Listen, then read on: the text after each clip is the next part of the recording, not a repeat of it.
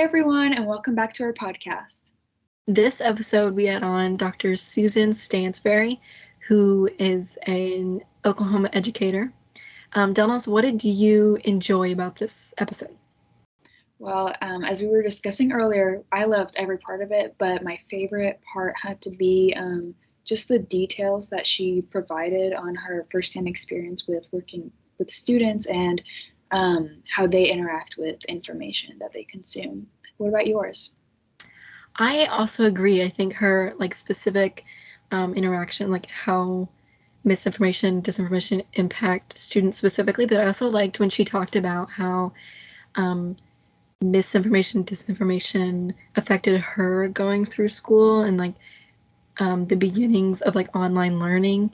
I thought that was really interesting and I really enjoyed it. Yeah, I did as well. This episode covered a lot of interesting topics regarding disinformation, misinformation, and news literacy. So enjoy it. Thank you for coming. To start off, would you describe your academic background and then leading into your professional background? Sure. My name is Susan Stansberry, and I grew up in a very small town. It's literally in the armpit of Oklahoma. If you think of the panhandle here, it's Gage, Oklahoma. And I came to Oklahoma State University as a freshman back when dirt was new. And I got my bachelor's degree in English education. And then I went on to get a master's in information communication technology, both at Oklahoma State. And then I was at Western Montana College in Dillon, Oklahoma, in Dillon, Montana. And I did my library certification there. And that was a really fun place for what we're talking about today, because Big Skynet originated in Dillon, Montana. And so we were doing online courses in 1988, 89.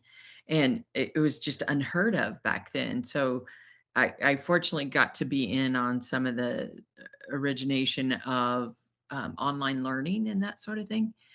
And then I did my doctorate here at OSU, also in information communication technology and professional role. My big goal, I love students and um, really wanted to be in high schools. And so I set out to be a high school English teacher and basketball coach. And somewhere along the way, I did the stint in Montana and got that degree. And then I had been at Morrison High School just north of Stillwater, and then I came back to Frontier High School a little bit further north of Stillwater as the school library media and technology director. And that was such a fun job. We'll talk more about it. But then I came back to Oklahoma State to the College of Education as technology director.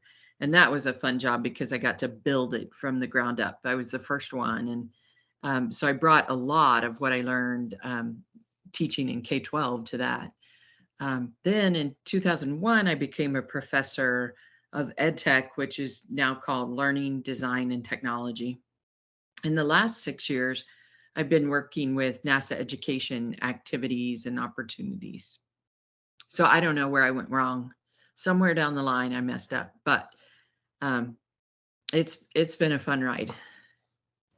Awesome. Thank you so much for sharing that. My question is, through your professional and educational background, which is very extensive, as you just explained, were you taught about specifically misinformation and how you would detect it? Okay, I'm going to tell you the informal and the formal.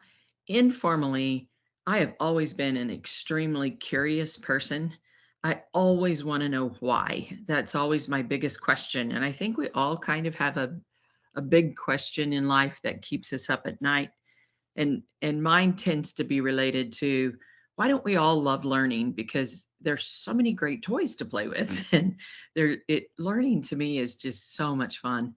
And so that's sort of my big question. And I think you guys at your age, thinking of big questions sort of leads you to where your career may end up and where you want to go in life. And this is an aside, but I would encourage you to really follow those big questions that you're most passionate about. So one of my big questions was basically learning and why don't we do it more efficiently? Why aren't we more effective? Why don't we use all the tools available? And why isn't it more fun? And so at one point during library science classes, I ran into the concept of information literacy. And information literacy is recognizing that you have a need for information, knowing where to go for the most appropriate place for that information, evaluating the quality of that information, and then finally applying that information. And to make it a little more fun, I think about buying shoes. Do you guys like to buy shoes ever? Any shoes? So with information literacy, you know you have a need. So you have to think about, okay, what kind of shoes do I want? Do I need new basketball shoes? Do I need prom shoes? Do I need something to wear for business casual when I do my first internship and that sort of thing? And then you have to think about where's the most appropriate place to get that? Is it Zappos or Amazon, or should I go to DSW? And then you evaluate the quality of what you're buying. Is it worth the amount of money you're spending? And then you actually put them on and wear them and use them. And so that sort of mirrors the information literacy process, and it seems to make it a little more fun. The next thing I want to say is we have so many different words we're talking about on this topic. Misinformation, misinformation is false information, but it's things that are spread unintentionally. Your grandmother may send you some an email she may pass on, and it may be just something she's doing unintentionally, not realizing that it's completely false and it's spreading inappropriate information.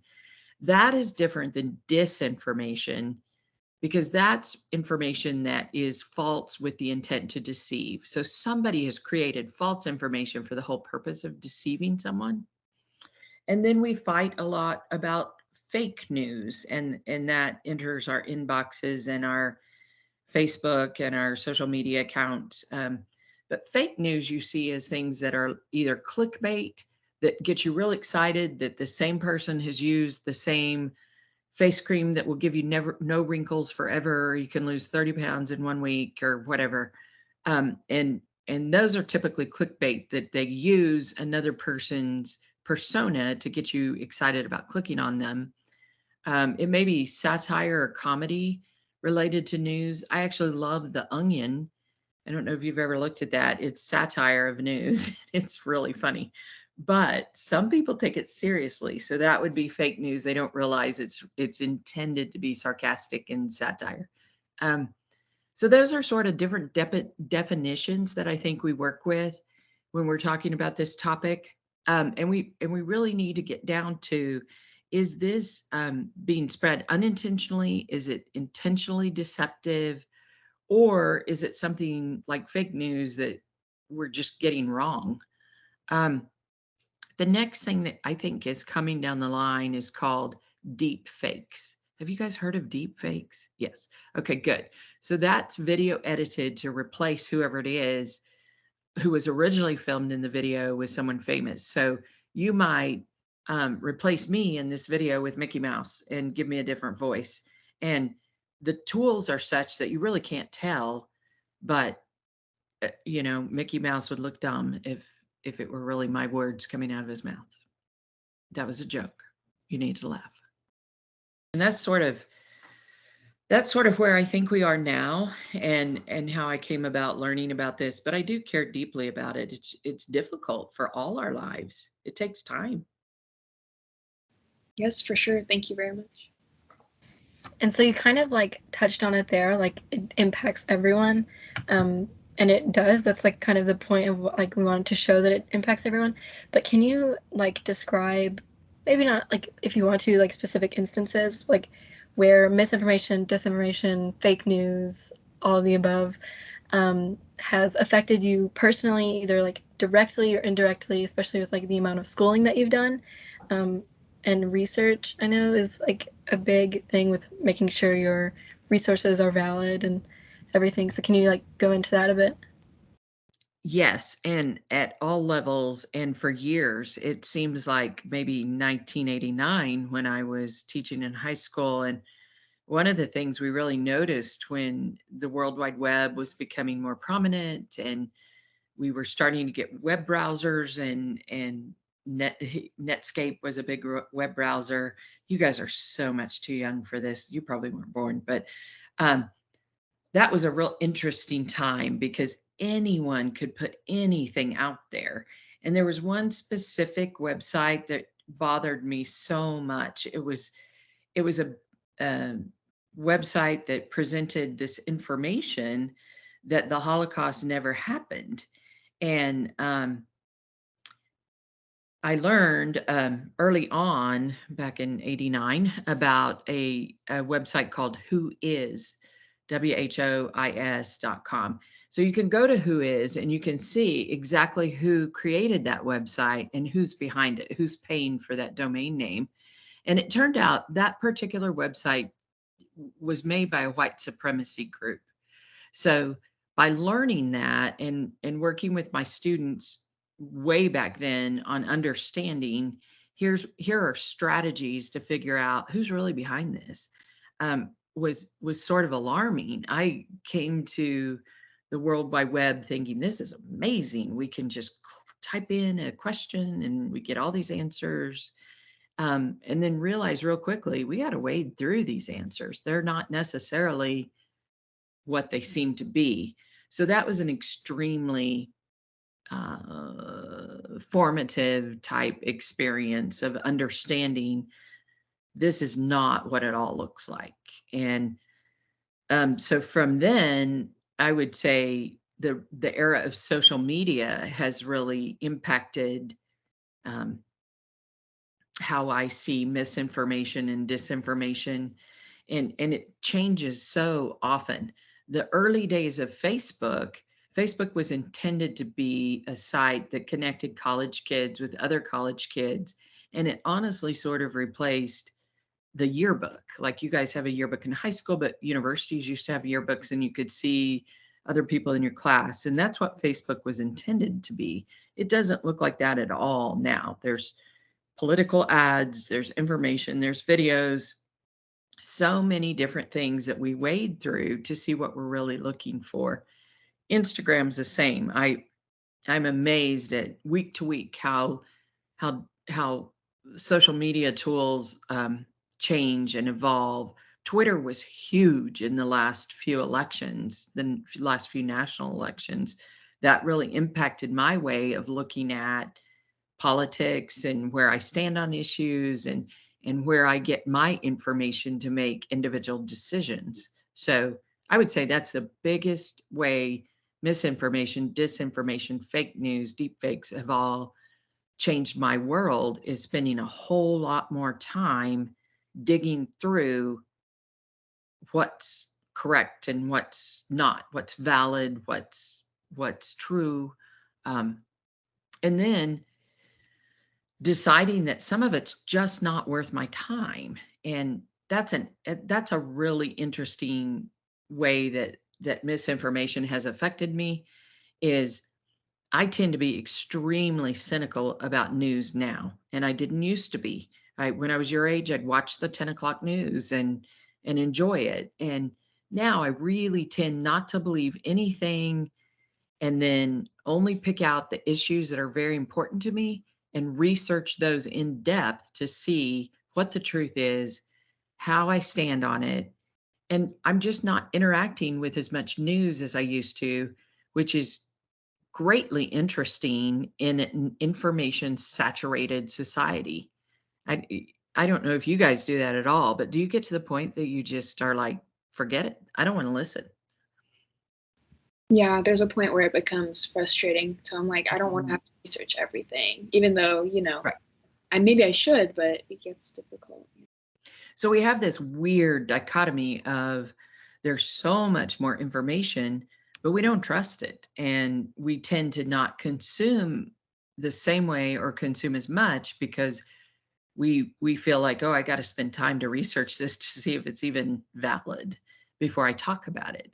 And that's a world away from your grandparents who would read the newspaper or watch the 6 o'clock news and discuss it with their colleagues and their friends.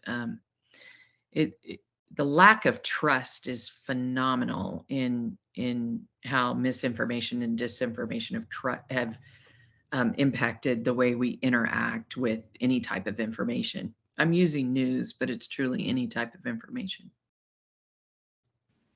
Yeah, thank you for sharing. I know for me, maybe a little bit more for like Lauren and I who focus on this issue, but I make time to research every little thing, and it can get tiring. It can. To know I just can't talk about anything I see, but thank you. I'm appreciative that you're taking time to do that. That's the scary part. Yeah. Is so many people don't know or haven't been taught or don't want to take the time to figure out if what they're reading is true, and that's really breeding some disinformation in a scary way. Yeah, that's the biggest problem we're facing. But my fear is, I don't want to be like that. So same. Yeah. I think that's like the main thing that like we're trying like on this like convince people to research their news, but then at the same time like recognizing that it's not like something you want to do. It's definitely not like something like, oh yay, I get to look into this article deeper. You just want to trust those people. And I heard somebody say this the other day. They were criticizing news, one of the main news channels, for not presenting very unbiased. But I spoke up and I said, that's a business. That's not their job. Their job is to make money. This is not a nonprofit. This is a actual business that they have to make money. And so of course we're not getting I think some people don't even realize that there's no expectation that mainstream news presents an unbiased viewpoint. They're a for-profit company. Why would they? They want to make money, and as they should. That's their job. So that brings us to other questions like, okay, well, if mainstream media is there to make money as they should be, what are other options and what are other tools we could use? Right. And my next question is kind of related to your work. You've worked in education, both high school, beyond high school. Have you seen, I'm sure you have seen a change, but how has misinformation / disinformation / fake news affected students, whether it's maybe they've become more aware because maybe there's more talk about it, or has it become a bigger problem because of the mass, information everywhere on social media, especially that students consume every day? This isn't the answer you want, but I would say all the things. I think it's created awareness. And I particularly work with graduate students. And so that group of people are a little more tuned in to, I've got to find the most valid research possible. And so I think that they are maybe more in tune with doing what you said, Delnaz, like really researching everything they're seeing. I think on the other end of the spectrum, we're seeing apathy that, well, I can't believe anything, so who cares? I just won't read it at all. And, you guys have probably heard people say, I do not watch the news anymore. I hear that so often, and I get it. Sometimes it's really hard to watch, but is that what's best for our society? Is our society better off with people who just don't participate in an exchange of ideas and what's going on in the world? Or is it better off with a society who are taught and supported in understanding this isn't real and here's how you know why? Or this is being brought to you by deceptive motives and here's why. So those, I would say that's the range, and it's not really the range. Apathy is probably in the middle. The opposite end is believe anything. Just believe whatever you see and act and pass it on and share without giving a second thought to what you're sharing. And that can get scary. Yeah, it's so interesting. Like you'll hear people say like, "Oh, I can't watch the news," but then they'll be the first to give their uneducated opinion. Yeah. And so, and it's always the same person that like does both those things, the first to give it and the one that doesn't watch the news or read the news or however you consume. Um, but you kind of talked about like the difference between high school students and graduate students, like approach to monitoring the news and its reliability. Do you think this has to do with like age or like the use of social media or anything like that? Like, what do you think that can be attributed to? So what the field of educational technology tells us is that the research shows that adoption of technologies are not related to gender or age, that it's something else but unknown, because the older generation is adopting, say, social media at the same rate that younger generations are, and gender as well. So then it has to be something else. And I have sort of a pet theory that I think either you're more curious than you are afraid to engage with technologies or digital information or social media than you are afraid of it. That, and I think curiosity has a lot to do with it. That if a person is curious enough to get to the facts, more than they are not wanting to, either apathetic, fearful, just lazy about getting to the bottom of things, that's, I think that may be part of the difference. We know it's not age. The more older adults have embraced Facebook in a huge way and other social media, and are largely passing these things on. So I think that there's a need at all ages to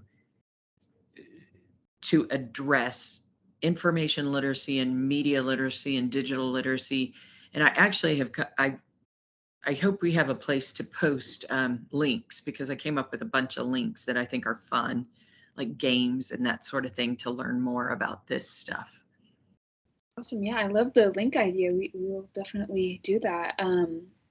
My next question is this, you might have multiple answers, which is great, but in your opinion, what is the best way, or you could, talk about different ways for different groups of people, for individuals to stay vigilant on social media, and what should they do if they come across something that they suspect is misinformation?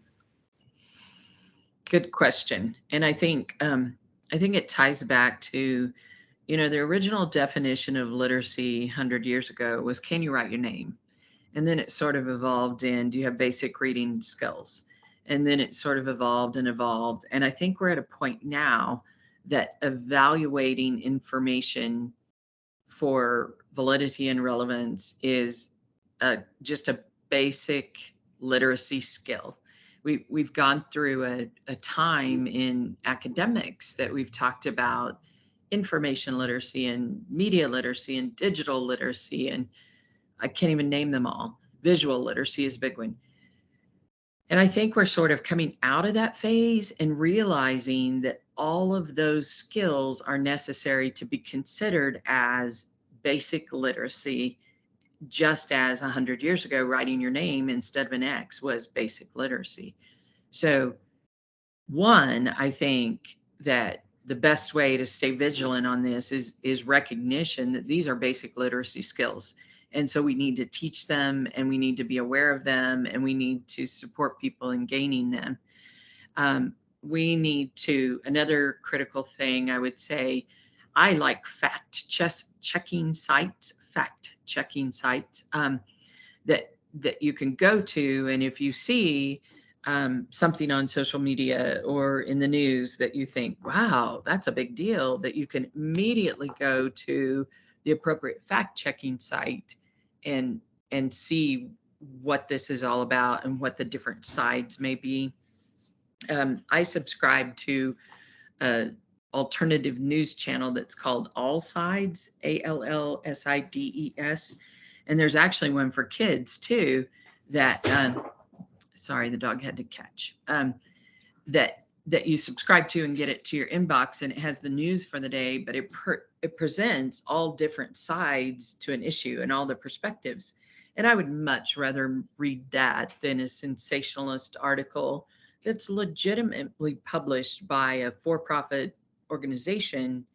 I want to see every side and make my own decision. There's lots of games out there that you can play with to get to know these things that are actually make it fun. There's simulations that let you try out and see if you can test who's a troll on social media, what is fake news on social media. I think another thing that the average social media user doesn't understand is you're creating this bubble. A filter bubble is what I think it was about 2010, 2011 that somebody came up with the term filter bubble, that the more things you click on, the internet is creating this filter that they'll feed you more things based on what you've clicked on before. So you've got your filter bubble, whether you're aware of it or not, and you're getting fed more information based on what you've clicked on before. And just the awareness that is happening is huge. All of this is I'm picturing public service announcements. I'm picturing lessons in school from pre-kindergarten through 12th grade. I'm picturing university level classes and training and things like that, but also adult learning and public libraries, and all of this stuff is important whether you're 5 years old or 85 years old, because everybody is consuming this information and they need to understand what they're consuming, why they're consuming, and how they're consuming it. So like you kind of touched on this, but it seems like people are consuming information at like higher rates than ever. And do you see that, like, what is your prediction when it comes to disinformation and misinformation in social media, like specifically? And like, do you think it'll get worse and continue to get worse, or do you think it'll, steady off as people become more news literate? So how do you see this going? You could tell I'm pretty passionate about this subject, but I'm afraid I'm kind of half glass or glass half full on this one. I don't think it'll get better. There's lots of discussion legislatively of how do we deal with this, and I would say domestic terrorism is a huge example. We've seen a lot of that in fake and real news lately. Yeah, I don't know. Different social media tools crop up all the time with the idea of move away from the traditional social media tool you're using and move toward this one so we can get away from this type of thing. As I mentioned before, there was a time when Facebook was not saturated with disinformation and misinformation. Now it is. There was a time when Twitter was used in very different ways. All of these tools have started as a different type of tool than they are now. So I do think it's going to get worse. I think that new tools will evolve and we'll continue to jump over to different tools. But no, disinformation it's too good of a tool for someone with nefarious intent. The ease of use of social media to convince a broad public opinion that X is true, it's too easy. So yeah, no, I think it's going to get worse. My question is, kind of a follow-up to your answer, are there ways to prevent the upwards trend of the frequency of disinformation, which of course, individually we talked about, you can take time, research, all of those things, but as a whole, nationally or globally, there are some talks about maybe laws through the federal government, for example, to regulate the content on social media. And of course, the social media companies can take action as well. But what would you say to someone, first of all, would that work, do you think? And also, secondly, to those who say, that would kind of stomp on their First Amendment rights, because we hear that often. What would your response to that be when it comes to a law that would aim to just regulate the amount of disinformation on social media platforms? My answer is you two should run for office. Well, thank It's you. a tough one. And I know that the government struggles with this, particularly in ways that a lot of this really puts American people, their lives at stake and their security at stake. And you've seen that with the TikTok banning in the state of Montana, and a lot of universities are banning TikTok because of political leanings. And the thing I keep coming back to with this question is that the Department of Homeland Security and then CISA, CISA is Cybersecurity and Infrastructure, something like that, cybersecurity group, they're constantly working to protect that free speech and other fundamental rights, but then at the same time helping inform the American public of these are the risks of different disinformation, and here's how individuals can play a role in reducing the impact. It's a tough job, and I do think that's important to talk about, and growing careers in this area, in this part of industry is really critical. I mean, you guys can go be politicians, but there are also fabulous jobs and careers for you in cybersecurity and Department of Homeland Security and things like that. One of my favorite titles is Digital Forensics Examiner. I think that would be so fun. And there's all kinds of new jobs that are extremely important. It's going to take education. It's going to take protective services. It's going to take the computer science side. It's going to take the business side. It's going to take all different aspects of jobs to be working together and collaborating on coming up with answers that, like you say, are not going to go against the fundamental rights that America is built on, but they're also protecting and educating society on here's what we can do, and here's the reality, and let's all work on this together. That sounds kind of kumbaya, but I do think your generation has a fabulous opportunity to do all kinds of jobs that have not even been invented yet. By the time you get out of college, there'll be these opportunities you never dreamed of. And a lot of them, I think, will be in this sector, in the information and security sector. So be open-minded when you pick your major. For sure. Things you can do.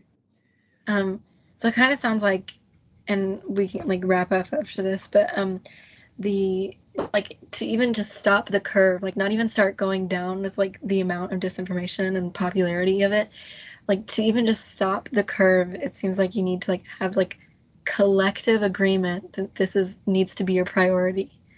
And I think it's going to take time, and that's what people, like, we all need to like remember. It's going to take time and a lot of effort and a lot of education, like you said. But we want to thank you very much for being here. I'm going to be honest, this episode, talking about like all the deep details of the issue kind of makes me emotional almost, because I'm like, this is such a huge problem, but there are ways to mitigate it. So that makes me feel hopeful. Well, in one way, one way I feel like each of us as individuals can make a little bit of difference. For example, if someone says, "Oh my gosh, you can't believe what I read or what I heard on the news," and just a simple thing is saying, "Can you back that up with facts?" Or have you checked? Control F is one of the fact checker sites I really like, but have you checked that, and what is that information telling you? And I think we as individuals can say those things. I don't know how many times I've shared all sides and I say, here's where I get my news, go to this URL, sign up for emails, and then you get to make your own informed decision and not, have somebody else making it for you. So much of it is just awareness, and I think as individuals we can do a lot of that. Absolutely. I'm so proud of you guys. You're doing great work, though. Thank you very much. I really do. I don't think it matters how much you are, how old you are, how much education you have. A 10-year-old can say, "How do you know that?" Or 3-year-olds do it all the time. Yeah. How do you know that? I think maybe we just need to act like 5-year-olds more often. Might be better, yeah. The links are a great idea. I'm excited to check them out. I know. Yeah, I like the games and the simulations because you can play with it. But and it is a game. I think that's true. I mean, people are playing games with our lives when they engage in disinformation. There's an intent behind it, and the intent may be to get us to buy something we never would, or the intent may be to undermine the American government. I mean, it's just there's all kinds of opportunity, but with opportunity comes responsibility. Mm-hmm. Yes, for sure. Thank you so much. I really enjoyed this conversation. Yes. Okay, what else can we talk about? Anything at all? That was the end of our questions that we had written down, but if there's anything at all that you would like to add, for sure. Yeah, for sure. No, I'm just so proud of you guys for doing this. It's so fun. Thank you. Well, we appreciate it. We appreciate you coming on and sharing your wisdom. There's just a lot of room with information and technology and literacy that we can work together on, I think, across sectors. And that's what I love about my field of learning, design, and technology, is because everybody's learning and somebody's designing their learning, and it's guaranteed to include technology. So it's a really fun field to be in because everybody from medicine to politics to education to engineering are entrenched in learning, design, and technology. That was a recruitment. I always find it so so interesting, like when people teach technology classes, because I know themselves, they're always learning while they're teaching. So it seems very a cool experience to me. You said that. Pick something that you always are learning. It just learn something new every day. I don't care what it is. That's what's so fun. Okay, promise me you'll keep in touch, kids. Absolutely. Okay, promise. All right. Promise. Thank you so much. Thank you. Have a good evening. Later. Bye. Bye-bye.